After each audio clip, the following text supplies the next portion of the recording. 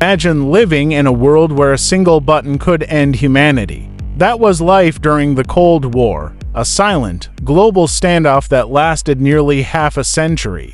Let's rewind and see how it all began and how it finally ended. Act 1. The beginning. World War II ended in 1945, but victory didn't bring peace. Instead, to former allies, the United States and the Soviet Union turned into bitter rivals. The US stood for democracy and capitalism.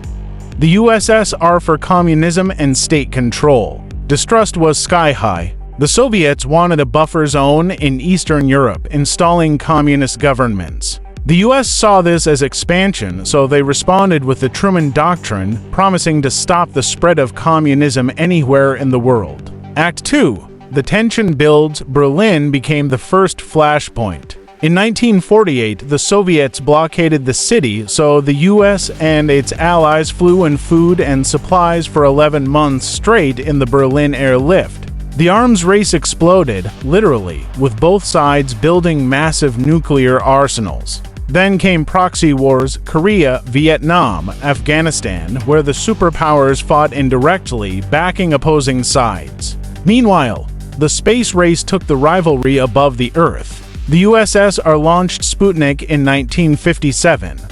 The US landed on the moon in 1969. Act 3. Brink of disaster. The closest the world came to nuclear war. The Cuban Missile Crisis in 1962. Soviet missiles in Cuba, just 90 miles from Florida, pushed the world to the edge. For 13 tense days, everyone held their breath, until both sides agreed to back down. Act 4. The endgame. By the 1980s, the USSR's economy was crumbling. The US, under President Reagan, poured money into military spending, straining Soviet resources even more. Then came Mikhail Gorbachev with reforms, glasnost openness, and perestroika restructuring.